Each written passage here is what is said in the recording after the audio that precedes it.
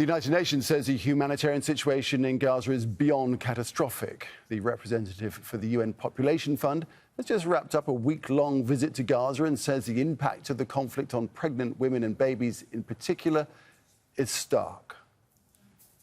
What we see in Gaza is that it's a nightmare which is much more than a humanitarian crisis. It is a crisis of humanity, and the situation is beyond catastrophic. The doctors are reporting that they no longer see normal-sized baby. They've not seen a normal-sized baby. They don't see them.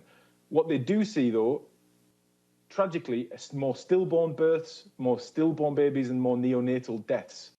Whilst driving up through Gaza, into Gaza City, I think what I took away from that was the looks in the eyes of the people, which the emotion is truly indescribable.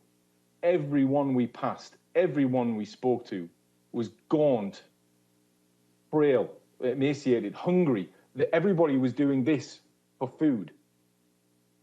And that is why every day, especially in the north, every day is a battle for survival. The doctors are reporting that they no longer see normal-sized baby. They've not seen a normal-sized baby. They don't see them. What they do see, though, tragically, more stillborn births, more stillborn babies, and more neonatal deaths. Well, let's take this on further. We can speak to Dr. Brenda Kelly, who's a consultant obstetrician at Oxford University Hospitals, also part of a Gaza medical team of Oxford doctors who teach in hospitals and medical schools in Gaza. Joins us now from Oxford. Dr. Kelly, thanks for joining us. It is an unspeakable situation in Gaza, as we've just been hearing, young lives just fading away before they've barely lived. What are you hearing about how desperate the situation is? Well, it's everything that you've just heard from the previous speaker. I mean, pregnant and new mothers are absolutely struggling to keep themselves and their newborns alive amidst huge critical shortages of food, water and medical care, and actually just trying to just get to hospitals for the two that are in existence at the moment in Middle Zone, Gaza, and also in Rafah. The level of malnutrition is truly horrific. OCHA reckon about 90% of pregnant women do not have anything close to adequate nutrition. And, you know, this is absolutely a critical time in a person's life. You know, to actually grow a baby takes huge resource from the mother. And we know that many of the women, even prior to this conflict, coming into pregnancy, had things like anemia. But, you know, with the extreme malnutrition, it is absolutely true. There are many more babies being born that are very much smaller than would be expected. Colleagues on the ground are reporting the huge increase in preterm birth, as well as growth restriction, and also very sadly a rising number of miscarriages and stillbirths. Right. Let me just ask you first of all, what first of all does the lack of adequate nutrition do to the unborn child? So the unborn child requires, everything from its mother in order to grow and develop. So if you take, for example, severe malnutrition, which is what is happening in Gaza at the moment, we anticipate that if a baby is born much smaller than expected, its organs will be there, but the organs will not function as they should do. That will increase the risk of stunted growth in childhood. That child will have poorer immunity, and therefore, the illnesses that we're hearing about in Gaza at the moment due to lack of clean water, many children will succumb in those early months, weeks of life.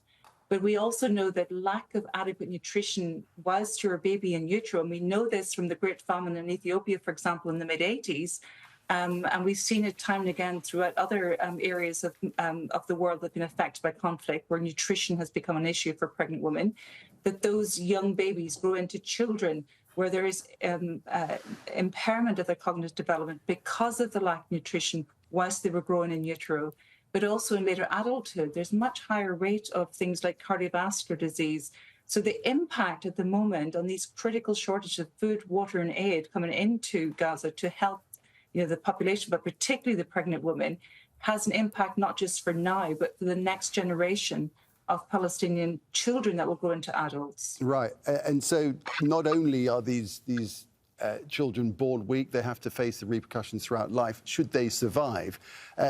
And also, Yes. I guess once babies are born, then the mothers are unable to breastfeed in many cases, right? It's a huge problem, and this is what we're hearing time and again from our friends and colleagues on the ground, particularly those who are working at the moment in Rafah, is that the lack of adequate nutrition. I mean, the human race has evolved such that women, their physiology is geared towards survival of them, so they can continue to look after the children they have, but also to go on to have further children. So if a woman herself becomes malnourished, she will not spend necessary energy in creating breast milk. And so we have this situation where women want to breastfeed. It is the safest way to feed a child in Gaza, a newborn child in Gaza. But if they do not have the breast milk, they then become reliant on formula. But we also know that there's a huge issue with getting formula milk into Gaza and distributing that milk.